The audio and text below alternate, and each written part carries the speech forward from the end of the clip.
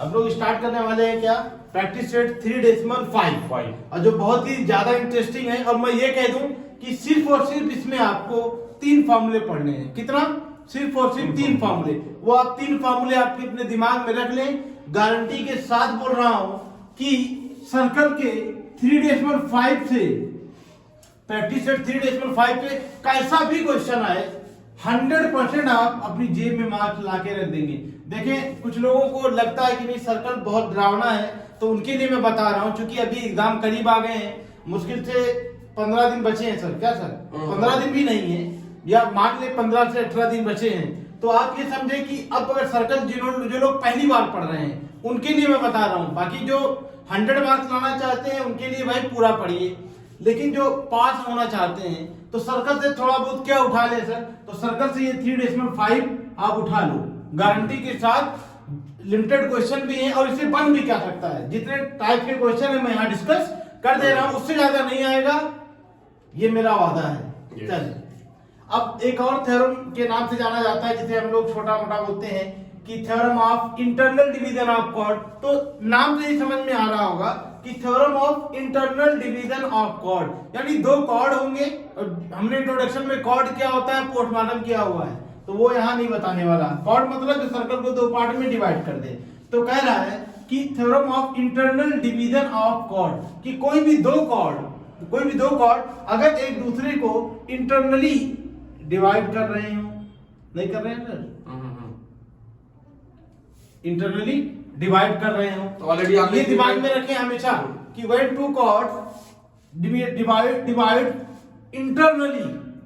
समझ में? ऑलरेडी आप एक बार 3.4 में बता चुके हैं ना सर कि 3.4 में इंटरनल डिवीजन में क्या होगा। बिल्कुल, उसी से रिलेटेड। वहां तो सर हम लोग ये आपको ऐड करते थे, है कि नहीं? वहां आपको ऐड करते थे, यहाँ पर थोड़ा सा कहानी में बदलाव है। वो ये है कि ध्यान से समझ ले भाई, लर्न करने की प्रूफ आता नहीं है, लेकिन लर्न करने के लिए मैं आपको बता दूं कि ये देखें कि वो एक दूसरे को कौन से पॉइंट पे डिवाइड कर रहे हैं, कौन से पॉइंट पे इंटरसेक्ट कर रहे हैं एक तरीके से।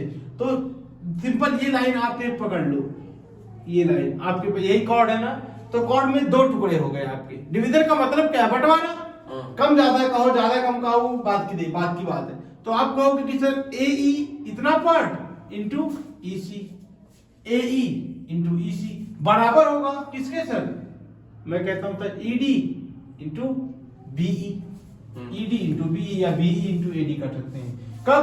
जब 2 कॉर्ड क्या है इंटरनली एक दूसरे को इंटरसेक्ट कर रहे हैं, internally division of chord intersect करेंगे तो मतलब AE और EC इनका मल्टीप्लाई BE और ED के बराबर होगा। सिंपल। अच्छा, जब इंटरनली कट कर रहे हैं तो भाई एक्सटर्नली डिवाइड भी करेंगे। एक तो इंटरनली डिवाइड किया और एक हमारा एक्सटर्नली डिवाइड किया। जब वो एक्सटर्नली डिवाइड करेंगे तो यहां थोड़ा सा समझिए आप, 2 कॉर्ड है, इस 2 कॉर्ड है आपके पास। क्या है आपका AB और CD। ये पूरा कॉर्ड नहीं है, ये ध्यान में रहे, इसको सेकंड बोलते हैं। ये इतना कॉर्ड समझे ना? AB और CD सेकंड यही है आपका, ये पूरा EAB बोल सकते हैं इसको। देखें, जब कभी भी एक्सटर्नल डिवीजन होगा, क्या होगा? एक्सटर्नल डिवीजन होगा, तो मैं कहूंगा कि ये जो AE, यहां से देखें AE इंटू BE, दिमाग में रखे कॉन्सेप्ट, AE इंटू BE बराबर होगा किसके? CE इंटू CD के, ED के। वही है AE इंटू EB बराबर होगा किसके? CE इंटू ED के। ये कब होगा? जब एक्सटर्नल डिवीजन होगा। समझ में आ रहा ना? तो ये दिमाग में रखिए, theorem of internal division of chord और theorem of external division of chord में क्या होता है दरअसल। ये कॉन्सेप्ट को समझिए, ये नहीं आएगा, कॉन्सेप्ट आएगा इसका जब हम आगे क्वेश्चन में यूज करेंगे। ऑलरेडी आपने इंटरनल एक्सटर्नल 3.4 में बताया था, लेकिन वहां पे एंगल का रिलेशन बताया था, आर्क का रिलेशन बताया था, और अभी यहाँ पर क्या बताया कि उनके साइड्स में क्या रिलेशन है आपस में, वो यहाँ पर दिमाग में रखना है। यही कॉन्सेप्ट दिमाग में रखेंगे तो एक और कॉन्सेप्ट बचा रह गया जिसे एक नाम से जाना जाता है, theorem of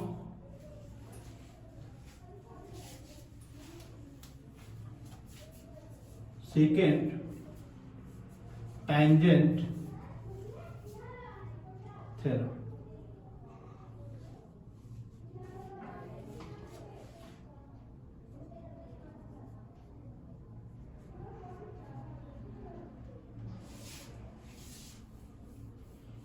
second tangent segment theorem, है ना सर? हम्म। ध्यान से देखें। अब आप इसके बारे में पढ़ ले थोड़ा सा। टेंजेंट सेकेंड सेगमेंट थ्योरम क्या होता है?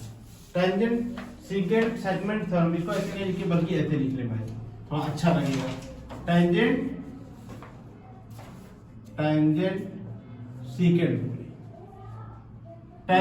सेकेंड सेगमेंट थ्योरम, ये एक थ्योरम है जो हम लोग पढ़ लें तो बेहतर है, क्योंकि ये बहुत यूज है इसका।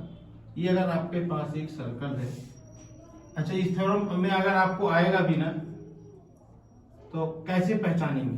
देखिए, टेंजेंट सेकेंड सेगमेंट थ्योरम, तो जाहिर सी बात है भाई एक टेंजेंट की बात कर रहा है, समझ में आ रहा ना? टेंजेंट और एक सेकेंड है, तो कॉन्सेप्ट रखें आप अपने दिमाग में कि ये सर कोई पॉइंट पी है, मैं कहता हूं ये पॉइंट पी है, यहां से मैंने एक टेंजेंट ड्रॉ कर दिया, किस पॉइंट पे? क्यू पॉइंट पे। तो ये तो हमारा टेंजेंट बन गया सर। Yes. अब हमें क्या बनाना है सर? सेकेंड बनाना है। ये हो गया सेकेंड, ये लिख लो एल, ये लिख लीजिए आप एल। तो अब आप देखिए जितना वर्ड इसमें यूज किया गया था उतना हमने बना दिया। सही बात है। टेंजेंट भी बना दिया और सेकेंड भी बना दिया हमने, और सेगमेंट तो है ही है। अब इसी थ्योरम को कहते हैं टेंजेंट सेकेंड सेगमेंट थ्योरम। नाम से पता लग रहा है। नाम से पता लग रहा है कि क्या है, क्योंकि मैं बताना इसलिए चाह रहा हूं कि इससे क्वेश्चन आए हुए हैं एग्जाम में। तो टेंजेंट सेकेंड सेगमेंट थ्योरम का कहना सिर्फ इतना है भाई साहब कि अगर कोई सर्कल है और उसमें एक टेंजेंट है, तो वो पता करिए कि किस पॉइंट पे है। हाँ। तो हमने पता किया कि वो पॉइंट क्यू पे है, समझा ना? तो टेंजेंट सेकेंड थ्योरम का कहना ये है कि जिस पॉइंट पे वो टेंजेंट होगा उसका स्क्वायर बराबर होगा किसके? ये पूरे क्या चाहिए? पीएम के। कितना? पीएम के। और मल्टीप्लाई बाय क्या होगा सर आपका? पीएल, जो हमने इंटरनल और एक्सटर्नल डिवीजन में भी देखा है। समझ में आया? ये कौन सा थ्योरम है सर? ये टेंजेंट सेकेंड सेगमेंट थ्योरम, इनका ये कहना है। अच्छा देखिए, टेंजेंट सेकेंड सेगमेंट थ्योरम में सारी जानकारी भी ये दे के रखता है, और वो ये है point Q is the interior of the circle, second through point क्या है सर? एल और M intersect at point A, B and tangent through E touches the circle at point T. Therefore, इसका PM into PL का ratio क्या होगा sir? PQ square होगा। तो ये टेंजेंट सेकंड सेगमेंट थ्योरम का सिर्फ इतना कॉन्सेप्ट है भाई कि जो हम इससे पहले पढ़े हैं कि PM into PL, पहले ये बड़ा वाला उसके बाद ये छोटा, बराबर होगा किसके?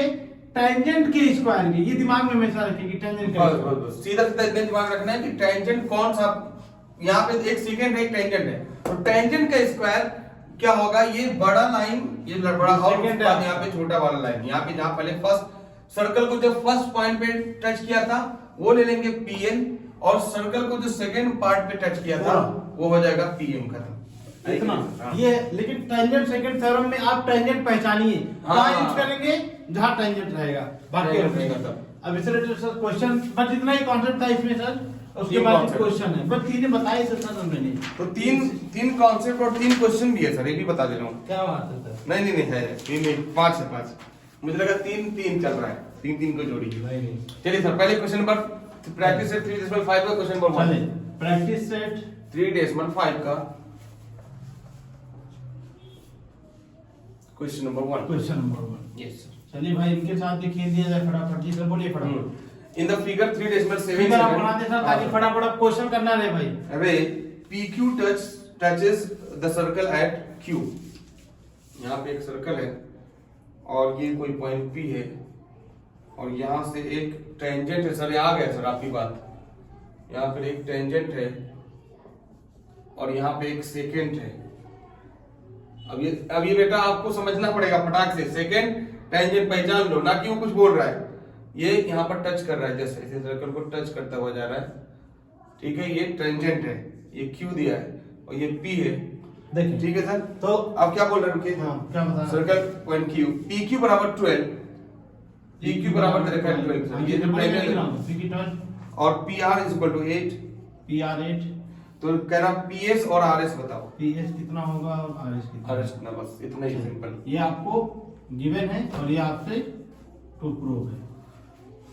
ठीक, देखें सबसे पहले हमने बताया है कि उसने क्वेश्चन में खुद कह रखा है, क्वेश्चन में उसने कहा था ज्वाइनिंग फिगर रे P Q touches the circle at point Q, तो जहां टच किया ये टेंजेंट बन गया, ये टेंजेंट बन गया, वो टेंजेंट हो गया। ठीक, तो अभी तो हमने बताया था आपको ये secant कि बन गया। भैया टेंजेंट सेकंड सेगमेंट थ्योरम, ये टेंजेंट ये second, tangent second segment theorem क्या कह रहा है, ये है कि भैया पी क्यू का स्क्वायर बराबर होगा, पी क्यू का स्क्वायर बराबर होगा पी एस इंटू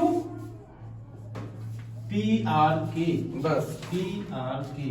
अब पी क्यू हमें दिया है कि नहीं दिया है, ये देखो पी क्यू दिया है कितना 12 का स्क्वायर। अच्छा यहाँ एक चीज लिख देना, bye tangent second theorem, second पूरा पूरा ज्योमेट्री में ये लिखना जरूरी होता है, लाजिम है, लाजिम। सेगमेंट थ्योरम आदत डाल लो, नहीं तो काम नहीं हो पाएगा। बिल्कुल। Bye tangent second segment theorem, P Q square 12 का स्क्वायर, पी एस हमारे पास है क्या सर, नहीं है, नहीं लिखेंगे।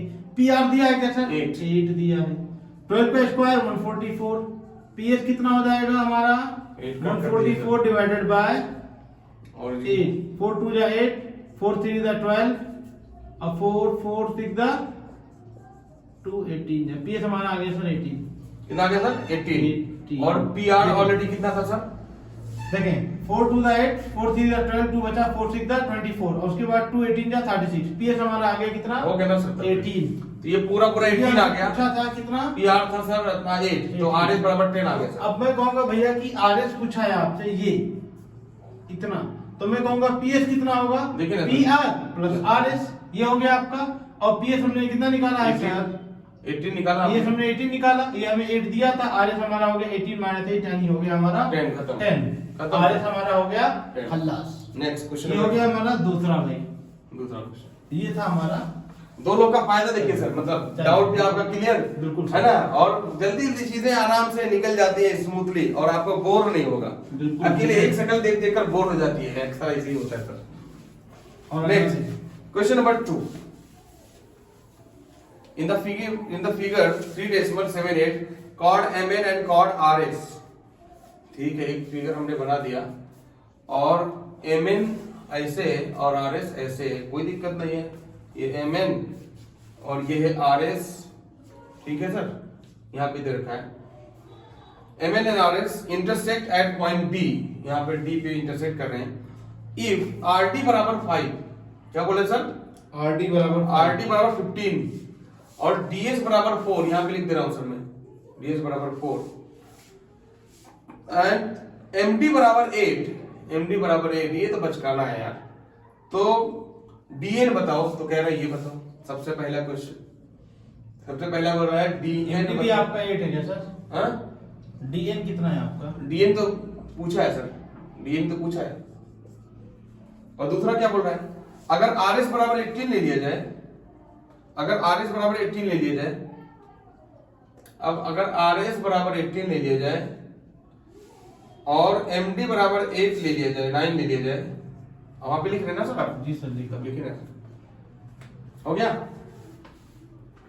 हाँ सही है sir, rd ds md dn बोलना है, चलिए ये पहला है, पहला।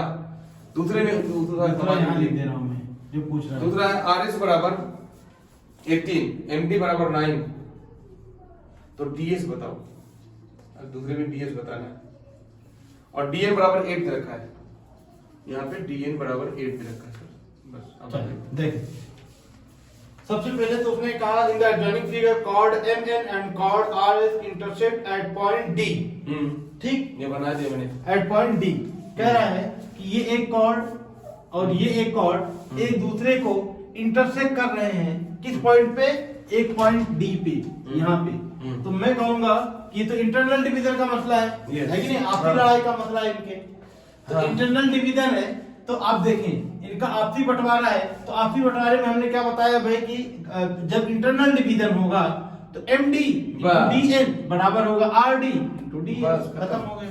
तो लिखेंगे जो बोल दिया है md into dn, अच्छा ये दिया है इफ अगर ऐसा है तो यहाँ भी दिया है, अगर ऐसा है तो क्या होगा, दो अलग अलग सवाल। तो लिखिए पहले का आंसर आर डी आप लिखोगे भैया R D into D S, मैं बोला लिखिए बराबर होगा MD M D into DN into D N. इनको बोल दोगे आप इंटरनली डिवीजन या इंटरनल डिवीजन बोल सकते हैं, हाँ। Term of internal division. Division, ताकि आपको पता है आरडी आपका है कितना 15, डीएस आपका 4 है, एमडी आपका 8 है और डीएन आपने पूछ रखा है। तो डीएन जो हो जाएगा आपका वो 15 4 जा होता है 60 और 60 डिवाइडेड बाय 8 कर देता हूँ।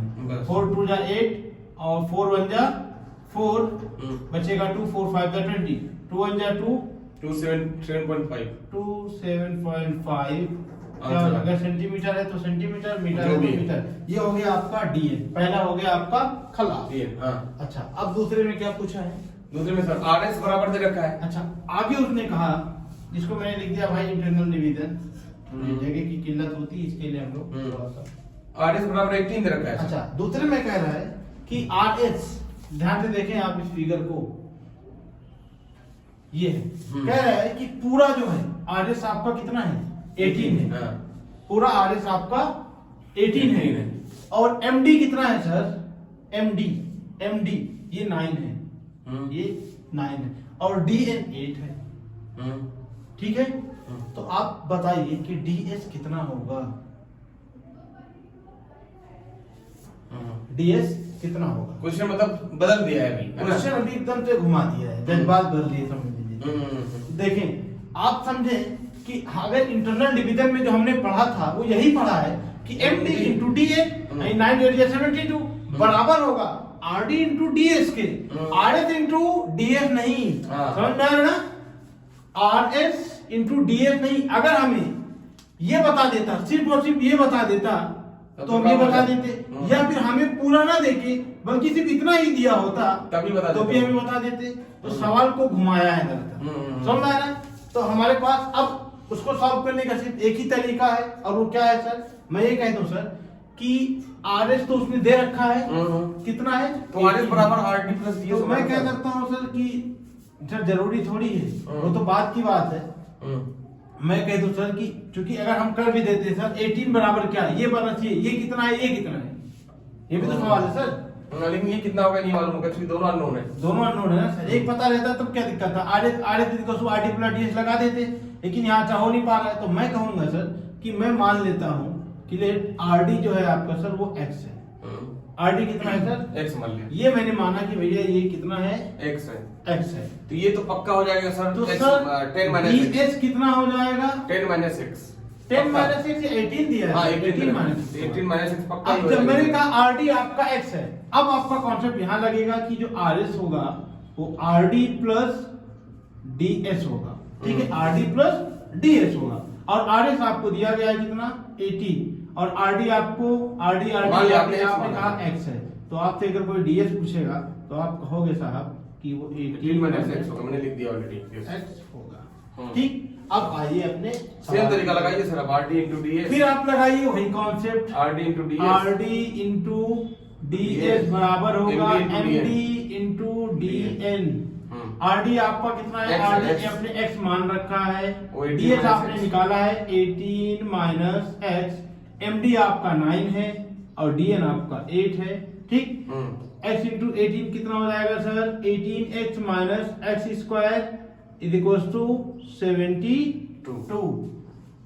अब इसको यहां से कर रहा हूं मैं, इसको ऐसे लिखूं कि एक्स स्क्वायर उधर भेज दूं सर, एक्स स्क्वायर को उधर भेजा तो प्लस हो गया और इसको भेजा तो माइनस हो गया, minus 18x plus 72 is equal to quadratic equation. अच्छा क्वेश्चन है सर। अब ये हो गया क्या?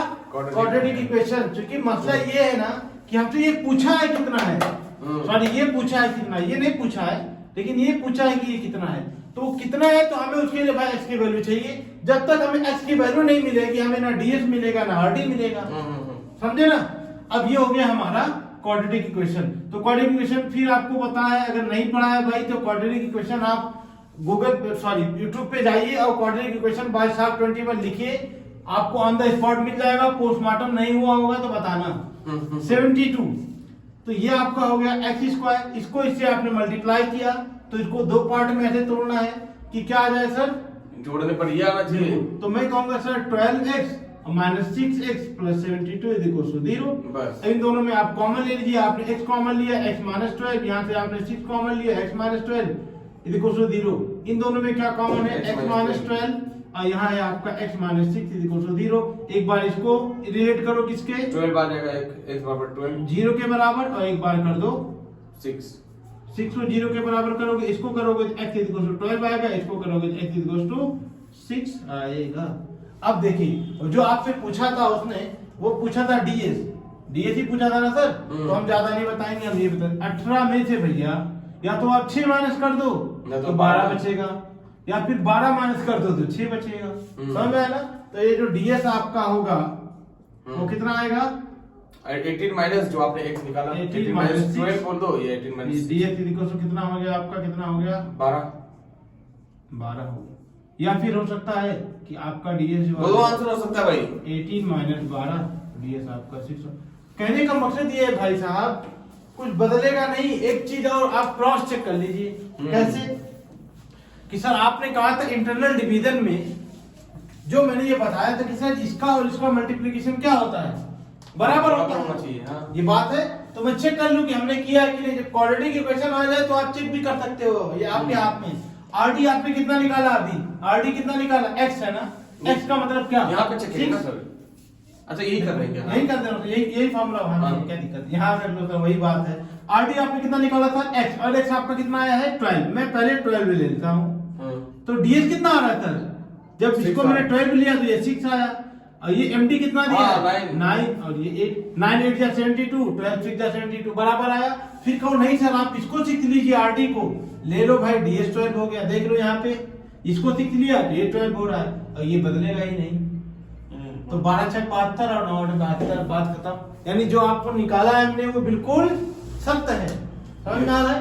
ये हो गया क्वेश्चन नंबर 2 सर, अच्छा क्वेश्चन है ये, एग्जाम के एस्पेक्ट से अच्छा क्वेश्चन कहेंगे, अच्छा क्वेश्चन है, क्योंकि इसमें पूरा देखिए इंटरनल डिवीजन 2 बार यूज किया, फिर इसने आपसे दो अननोन वैल्यू पूछा उसने फार्मूले का यूज करके, फिर आपको क्वाड्रेटिक इक्वेशन की तरफ लेके आया, यानी आपको पार्ट 1 भी पढ़वा रहा है ये। यस काफी ज्यादा अच्छा यूज किया। क्वेश्चन नंबर सर अभी हम लोग करते हैं क्वेश्चन नंबर थर्ड ही करते हैं सर जी सर। दूसरा हो गया, तीसरा हो जाए। In the figure 7 decimal line O is the center of the circle, B is a point of a contact, segment OE is perpendicular to segment AD, AB बराबर 12। ये एक फिगर दे रखा है ऑलरेडी सर, थोड़ा सा मार्कर दूसरा दे दीजिए मेरे सर। चलिए भाई, पेट्रोल की कमी हो गई है, पेट्रोल महंगा हो गया है काफी ज्यादा। तो ये जो यहाँ से पॉइंट है सर, और ये इसको टच करता हुआ जा रहा है, ये सर्कल अपना सर्कल टच करता जा रहा है। यहाँ पे ये सेगमेंट इसको टच कर रहा है, कोई दिक्कत नहीं। ये सेंटर है, यहाँ पर एक पॉइंट है, ये परपेंडिकुलर है, ये O है, ई दे रखा है बेटा, ऐसे लिखना होगा। अब आपको एक बात पता चल रहा होगा कि हो क्या रहा है एक्चुअल में। ये हो रहा है कि इंटरनली नहीं, ये एक्सटर्नली डिवीजन नहीं हो रहा है, ये तो वही है कॉर्ड का एक्सटर्नल डिवीजन नहीं। ये क्या है बेटा, देखो टेंजेंट सेगमेंट थ्योरम। बी पहचानना जानेंगे तो कहानी खत्म। बिल्कुल पहचानना बहुत जरूरी है सर। अब उसके बाद क्या बोला सर, ए क्या बी क्या बराबर, है? हाँ लिखिए सर, ए बी बराबर गिवन कौन सा क्वेश्चन है सर, ये थर्ड है ये। हाँ। चलिए कह रहा A B is equal to 12, दिया है AB is equal to 12 और सेंटीमीटर है सर, नहीं कुछ नहीं, बस 12 और यूनिट रहेगा। देखिए जब हाँ। कभी भी सेंटीमीटर मीटर किलोमीटर नहीं दिया रहे भाई, तो आप यूनिट लिख लेना बस। AC बराबर 8, AC बराबर 8 और तो फाइंड बोल रहा है, फाइंड ए बी बताओ सबसे पहला, फाइंड AB AD चलिए हाँ, AD नंबर कितना 2 होगा? DC, DC कितना होगा, फिर DE बताओ बस। 3 सवाल पूछा है। हाँ देखिए पहला, ये दूसरा, और ये आपका तीसरा। और ये भी है सर, ये सेंटर है, ये परपेंडिकुलर, ये भी दिमाग में रखें, चलिए इसके पीछे लॉजिक है। बिल्कुल। क्वेश्चन देखें एक बार, मैं फिर से पढ़ लेता हूं। कह रहा है कि the adjoining figure O is the centre of the circle, O is the centre of the circle and B is the point of contact. ध्यान में रहे, B is the point of contact. और पॉइंट ऑफ कांटेक्ट कहां होता है, जहां पे एक सेगमेंट या कोई एक लाइन या फिर कोई दो सर्कल एक दूसरे को टच करें, तो जहां पे टच करते हैं उसे हम क्या कहते हैं, पॉइंट ऑफ कांटेक्ट। और जहां पे टच करते हैं ये हमारा क्या हो गया, ये टेंजेंट होगा, ये हमारा हो गया टेंजेंट। बस अब आपको टेंजेंट जैसे दिखा आपको tangent second segment theorem, Yes. इसकी पिक्चर दिमाग में बन गई होगी। देखें उसके आगे क्या कहा, segment OE, segment OE is perpendicular on segment AD। कह रहे ये इस पूरे पे क्या है, परपेंडिकुलर है। तो आप AB दिया है 12, AC दिया है इतना, तो आपसे पूछ रहा है AD कितना होगा, DC कितना होगा और DE कितना होगा। सिंपल सा सवाल है, बहुत इंटरेस्टिंग और बहुत इजी क्वेश्चन है। देखें आप कैसे करना है। सबसे पहले तो आपने कहा टेंजेंट, तो हम करेंगे भैया टेंजेंट सेकंड सेगमेंट थ्योरम। तो पहले ये बात लिखोगे कि सेगमेंट यहां से हमारा सॉल्यूशन शुरू है, ये हमारा गिवन है, ये टू फाइंड है। Segment AB is AB, segment AB touches the circle at point B। ये बात आप बताओगे कि सर्कल को किस पॉइंट पे टच कर रहा है, तो मैंने कहा B पे। Therefore by using tangent segment, tangent second segment theorem, बहुत ही इजी और इंटरेस्टिंग है। तो हमने कहा था भैया कि टेंजेंट वाला सेगमेंट का स्क्वायर होगा, यानी AB का स्क्वायर होगा बराबर किसके, AE प्लस ED। नहीं सर, AD इंटू AC, ये दिमाग में लिखें, AD इंटू AC। अब करना क्या है भाई, जो दिया है पुट कर दो। AB कितना दिया है आपको, 12 का स्क्वायर। AD आपको पूछ रहा है, पहला तो ये पूछा है AD, तो हमने AD यहाँ लिख दिया ऐसे। और AC आपका कितना है सर, 8 है। वो तो पुराना सवाल पूछ लिया सर। तो ये 144 is equal to AD into 8। तो हमारा AD जो आएगा, यहाँ नहीं बल्कि यहाँ लिख देता हूँ मैं, जो हमारा AD आएगा वो 144/8। अभी हमने इससे पहले वाले क्वेश्चन में सॉल्व किया था, तो 8 1 जा 8 और 8 8 जा 64, कितना आएगा सर 18। अब ये यूनिट में लिख लिया करिए जब कुछ ना रहे। अब आपने बता दिया भैया कि ये AD जो आपका आ रहा है वो कितना आ रहा है, 18 यूनिट आ रहा है। ये हो गया 18 यूनिट, चलिए चल रहा है, 18 यूनिट आ गया। ये आपने इसको बता दिया। अगला सवाल, यानी आपसे वो दूसरा भी सवाल पूछा था, तो दूसरे सवाल के लिए हम लोग DC पूछा था। तो आप कहोगे भैया ये DC ना, तो मैं कहूँ आपसे कि DC जो होगा आपका, या मैं कहूँ AD आपसे कि AD, ये पूरा AD जो होगा सर वो DC प्लस AC कर सकते हैं कि नहीं, DC प्लस AC। क्यों, ये तीनों क्या है सर, कोलिनियर है। क्या है, कोलिनियर, एक ही लाइन में है, ठीक है ना। देखिए AD आपने निकाल रखा है सर, AD नहीं, AD निकाल रहे 18, 8 निकाला हमने, 18 और DC निकालना है, हमें बताना है। और वो 8 दिया गया है 8, तो DC कितना हो जाएगा भैया, 10 आ गया। 18 माइनस 8, यानी DC आपका आ गया 10 यूनिट। चलिए ये हो गया। अगला सवाल जो पूछा आपसे, उसने ये पूछा तीसरा कि आप बताइए, ये तो हमने बता दिया कितना हो गया 10 यूनिट। अगला सवाल पूछा आपसे कि DE क्या होगा, DE ध्यान से देखें, इतना पूछा है। लेकिन आप देखें पते की बात कि अगर आपके पास ये क्या है, सर्कल है, ये आपका क्या है, सेंटर है, जिसे हम O से डिनोट कर रहे हैं, सेंटर यहाँ वाला दे रहे हैं। और ये आपका क्या है, कॉर्ड है, ये आपका परपेंडिकुलर है। यहां से मैं कॉन्सेप्ट रिलेट करूंगा सर्कल की शुरुआत में, जो हमने इंट्रोडक्शन में भी आपको बता रखा है। देखें ये कहेंगे कि सर ये तो DC क्या है आपका, कॉर्ड है, तो DC the chord of a circle, DC आपका कॉर्ड है। और ये लिखो आप कि OE दिया है भैया, ये OE is perpendicular on AD बोलिए या फिर DC बोलिए, सब लाइन पे भी तो परपेंडिकुलर है। या बोलिए इसको कि O, या लिखिए OE is perpendicular on DC। ये DC पे क्या है, ये परपेंडिकुलर है। तो मैंने आपसे कहा था कि ये DC कितना है, 10 है। तो हमने एक थ्योरम पढ़ाया था आपको कि इफ, ये लिख दे रहा हूं थ्योरम में, if perpendicular drawn from the center to the chord, then chord will be divided into two parts, two equal parts. Two equal parts. कहने का आशय ये है, इनका कहना सिर्फ इतना है कि अगर आप सर्कल के सेंटर से एक परपेंडिकुलर ड्रॉ करोगे किसी भी कॉर्ड पे, तो वो कॉर्ड को दो इक्वल पार्ट में क्या कर देगा, डिवाइड कर देगा। ये आपका डीसी पूरा कितना था, 10 था।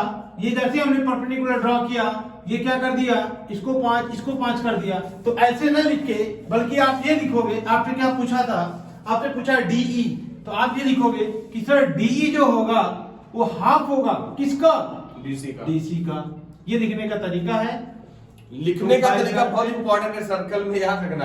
ऐसे तो आंसर आ जाएगा, और हर चीज का मकसद होता है, जो दे रखा होता है उसका मकसद होता है। बिल्कुल। कुछ क्वेश्चन में अगर आपको परपेंडिकुलर दे रहा है, जबकि सर्कल में कहीं परपेंडिकुलर अभी तक हमने देखा ही नहीं, तो इस चैप्टर में हमने देखा ही नहीं। कॉन्साइक्लिक में देखा था, उसके आगे तो हमने देखा ही नहीं। तो अगर कुछ दिया है तो मतलब कुछ मकसद है। इस मामले में तो हमने कहीं आपसे जिक्र नहीं किया था। सही तो ये है अच्छा क्वेश्चन सर, इसको हम कहेंगे सर एग्जाम के एस्पेक्ट से ये इंपॉर्टेंट क्वेश्चन है भाई। इसको पढ़ लेना, याद से पढ़ने में कुछ जाएगा है नहीं, क्योंकि ये इजी भी है लेकिन थोड़ा कॉन्सेप्चुअल है सर। अच्छा, क्वेश्चन नंबर 4 में अगर देखा जाए तो ये कॉर्ड है एक्सटर्नली डिवाइडेड सर, तो इसमें क्या कुछ बताने की जरूरत है? बिल्कुल सर, अगर चाहे तो बता दें। जरा 4th में एक्सटर्नल डिवाइड में क्या होता है? एक्सटर्नल डिवीजन में सर एक क्वेश्चन कराई दे, एक्सटर्नल डिवीजन का नहीं किया है ना हमने, किया है? नहीं किया है। एक्सटर्नल डिवीजन का भी क्वेश्चन करा दे, उन्हें लगे। क्वेश्चन नंबर 4 सर मोह माया है, कर दिए सर। क्वेश्चन नंबर 4 बोलिए सर, क्या है? In the figure if PQ is equal to 6, ठीक है सर, क्या बोल रहा है? PQ is equal to 6 and PR is equal to 10, लिखिए आप सर, गिवन डेटा। और मैं इधर में बोलिए। बिल्कुल, ये कौन सा ट्रिक चौथा है सर? क्या दिया है सर, बोलिए। हाँ, कह रहा sir PQ is equal to 6, PQ 6 है and PR is equal to, sorry, QR is equal to 10, QR is equal to 10 and PS is equal to 8, ये S है। और तो पूछ रहा है TS बताओ सर, ये TS बताओ, ये T है, ये S बताओ। बस इतना ही सवाल है बस चले छोड़े, 2 मिनट का सवाल है भाई। देखें सबसे पहले तो आप ये देखें कि ये कहाँ इंटरनल डिवीजन है या एक्सटर्नल डिवीजन है। तो आपको ये देख रहा होगा, ये एक कॉर्ड, ये एक कॉर्ड, दोनों जाके यहाँ मिल रहे हैं, मतलब ये बाहरी बंटवारा है। घर के बंटवारे में इतनी सहमति नहीं है। अब बिचौली आएंगे बंटवाने के लिए। देखें, तो जब कभी भी एक्सटर्नल डिवीजन हो तो आप ये कहेंगे, क्या होता है एक्सटर्नल डिवीजन में, कि जो आपका होगा PS इंटू PT बराबर होगा किसके, PQ इंटू PR के। इसको बोलते हैं एक्सटर्नल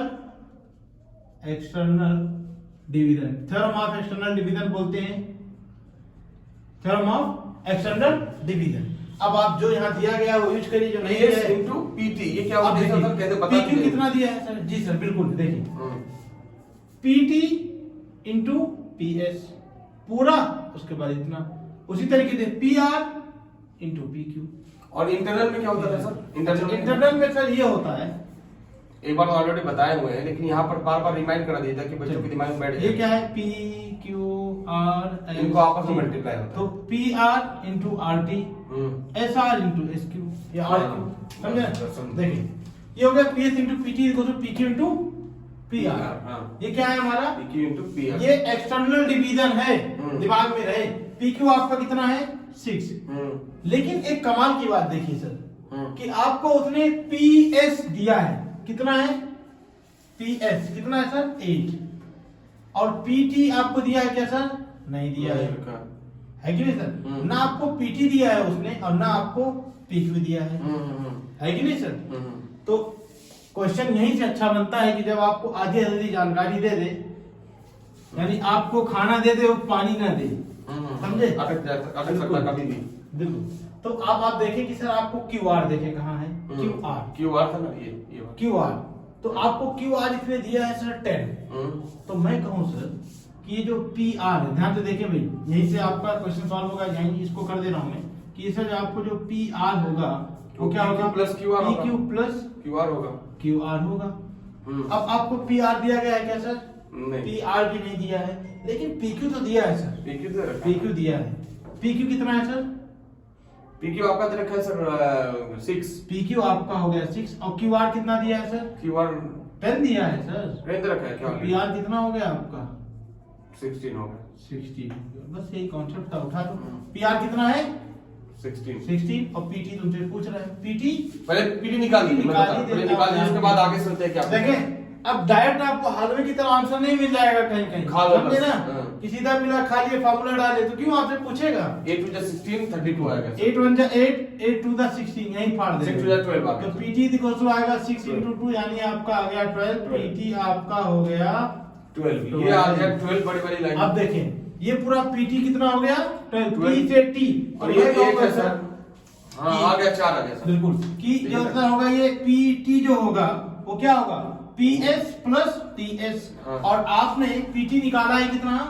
PT पीटी है निकाला है 12 आपने 12 और पीएस वो दे रखा है सर 8 दिया हुआ है। हो गया। और आपसे टीएस ही तो पूछा था, तो आपका होगा टीएस होगा सर 12 माइनस 8 यानी टीएस आपका हो जाएगा 4 यूनिट। ये क्वेश्चन भी थोड़ा सा अच्छा था सर, 2 मार्क्स के लिए लायक तो है। 2 मार्क्स के लिए सर कोई डाउट नहीं, कोई डाउट नहीं। 2 मार्क्स में कॉन्सेप्ट ही आ जाता है सर।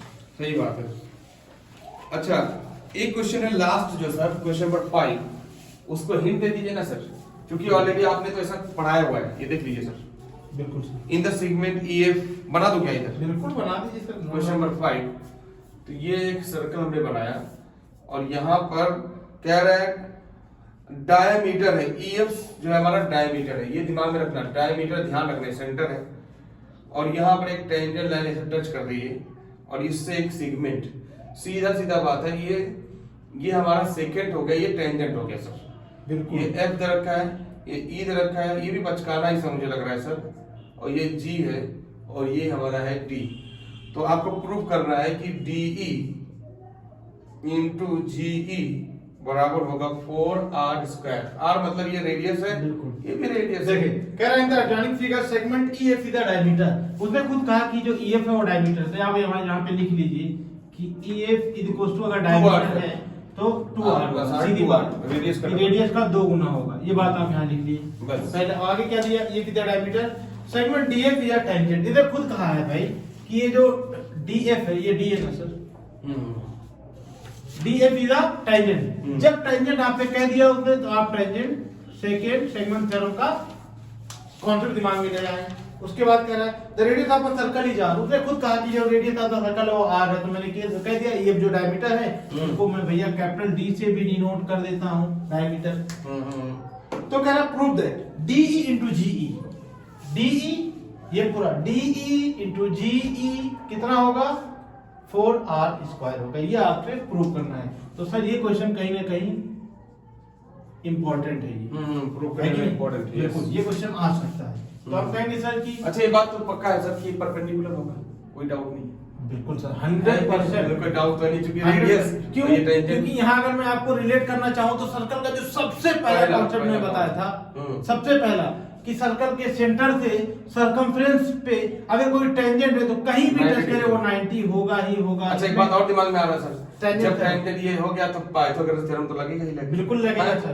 तो इसमें आप ये लगाए पहले टेंजेंट सेकंड सेगमेंट थ्योरम लगाना पड़ेगा, यस। क्योंकि हम पाइथागोरस थ्योरम जानते ही नहीं है, ऐसा बिहेव करिए।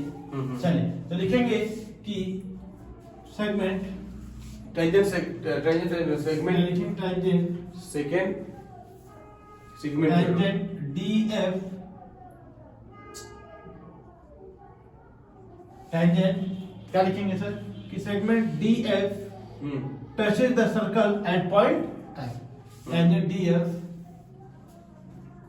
Touches the circle at D at at point F at point F F. तब आप यहां लगा सकते हैं by tangent second segment theorem. तो उस टेंजेंट सेकंड सेगमेंट थ्योरम का था ये था कि df² बराबर होगा, है ना, यही वाला, इसका स्क्वायर टेंजेंट का स्क्वायर बराबर होगा किसके de इंटू डी पहला पॉइंट इनटू बड़ा वाला पॉइंट, पहला टच उसका दूसरा touch de into D G ge हाँ sorry de into D into D G sir. बिल्कुल हाँ dg यानी ये DE इंटू जी, ये कौन कहता है? Tangent second segment third. अब आप देखें, अब आपसे कहा जाए सर कि DE और GE है, अब आपसे कह दिया आपने कि ये जो EF है ना सर, ये क्या है? 2R है।